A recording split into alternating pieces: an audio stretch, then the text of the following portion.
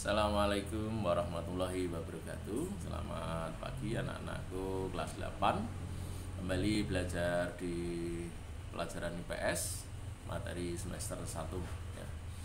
Minggu lalu sudah kita bahas tentang ASEAN, kapan terbentuknya, siapa saja negara-negara yang menjadi anggotanya, apa tujuannya. Nah, kali ini kita akan lebih terperinci di dalam mempelajari interaksi keuangan antar negara ASEAN ya anak-anak.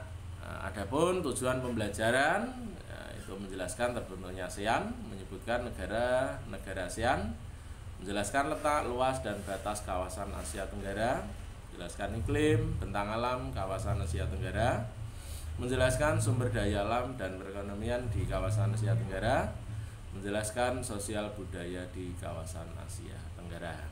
Nah, di layar kita lihat 5 negara pendiri ASEAN.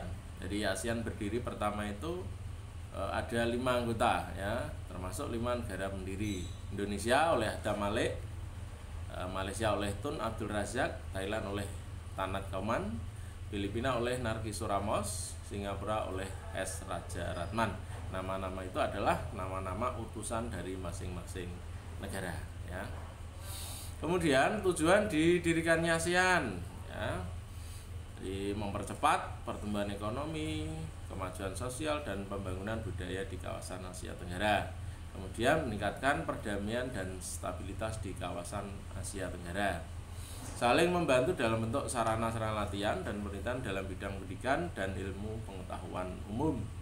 Meningkatkan kerjasama aktif serta saling membantu satu sama lain di dalam kepentingan bersama, terutama di bidang sosial, ekonomi, budaya, teknik, ilmu pengetahuan, dan administrasi. Yang kelima, memelihara dan meningkatkan kerjasama dengan badan-badan lembaga baik regional maupun internasional. Yang keenam, kerjasama aktif dalam meningkatkan bidang pertanian dan industri, perluasan perdagangan berbagai komoditas, serta perbaikan sarana transportasi dan komunikasi. Itu diantara tujuan didirikannya ASEAN. Lalu negara-negara mana saja yang termasuk ke dalam anggota ASEAN? Ya walaupun minggu lalu sudah dibahas, tapi lebih perinci kita simak layar di depan ini ya. Negara-negara anggota ASEAN ya, dari bawah ini ada Indonesia, Singapura, Malaysia, Brunei, Filipina, Vietnam, Kamboja, Thailand, Laos, Myanmar, dan Timor Leste. Jadi semua negara-negara yang ada di layar ini adalah negara ASEAN yang wilayahnya di kawasan Asia Tenggara. Kemudian letak, luas, dan batas Asia Tenggara. Letak astronomis 28 derajat lintang utara sampai 11 derajat lintang selatan dan 95 derajat bujur timur sampai 141 bujur timur. Letak geografis terletak di antara dua benua, yaitu benua Asia dan Australia. Di antara dua samudra, Samudra Hindia dan Samudra Pasifik. Luas daratan 4.817.000 km persegi. Luas perairan 5.060.100 km persegi. Utara untuk kawasan Asia Tenggara berbatasan dengan Tiongkok dan India. Timur berbatasan dengan Samudra Pasifik dan Papua Nugini. Selatan berbatasan dengan benua Australia dan Samudra Hindia. Barat berbatasan dengan Samudra Hindia, Laut Andaman, dan Teluk Benggala. Nah, untuk mengetahui batas-batas timur mana, selatan mana, utara mana, dan barat mana, pedomannya adalah utara itu selatan untuk membaca peta. Nah, kemudian iklim di kawasan Asia Tenggara. Kita lihat iklim ekuator, yaitu iklim tropis dengan curah hujan tinggi, musim hujan dan kemarau berganti setiap setengah tahun sekali. Terdapat banyak hutan hujan tropis.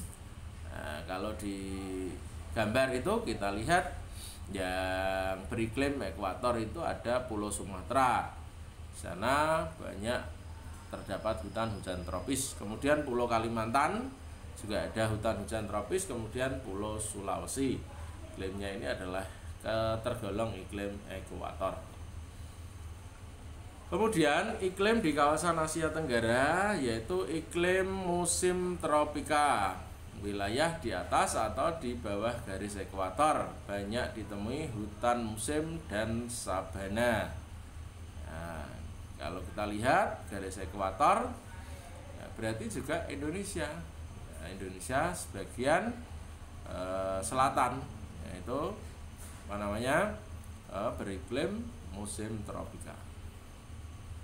Kemudian iklim musim tropika lagi. Ini lebih perinci, di bawah garis khatulistiwa itu ada Pulau Jawa, Pulau Flores, Pulau Sumba, dan Timor Leste. Nah, jadi banyak hutan musim dan sabana. Kemudian iklim pegunungan, kawasan ini banyak mendapat hujan orografis. Oleh karena itu banyak ditemui hutan-hutan lebat. Nah, ini juga termasuk iklim pegunungan yang berada di kawasan Asia Tenggara. Kemudian bentang alam di kawasan Asia Tenggara memiliki banyak gunung berapi karena pertemuan jalur pegunungan muda sirkum Pasifik dan sirkum Mediterania. Memiliki banyak dataran tinggi Korat itu di Thailand, dataran tinggi Tonkin di Vietnam, dataran tinggi Boloven ada di Laos, dataran tinggi Dieng, Gayo, Ranau ada di Indonesia. Kemudian memiliki sungai-sungai besar. Ini yang terkenal, sungai terpanjang di ASEAN yaitu Sungai Mekong, 4.000 km, berhulu dari Tiongkok melintasi Myanmar, Kamboja, dan Vietnam. Ini terkenal sungai terpanjang di Tiongkok, Sungai Mekong. Kemudian Sungai Kapuas itu Batanghari Indonesia. Ya. Lanjutnya sumber daya alam dan perekonomian di kawasan Asia Tenggara. Pertanian, perkebunan, dan hasil hutan, ada padi, kayu, kopi, teh, kelapa sawit, dan tembakau. Kemudian hasil pertambangan ada minyak, gas bumi, batu bara, perak, emas, timah, dan berbagai logam lain.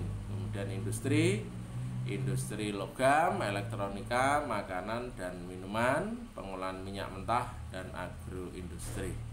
Nah, kira-kira sampai di sini dulu bisa dipahami anak-anak ya, untuk memudahkan di dalam belajar ya.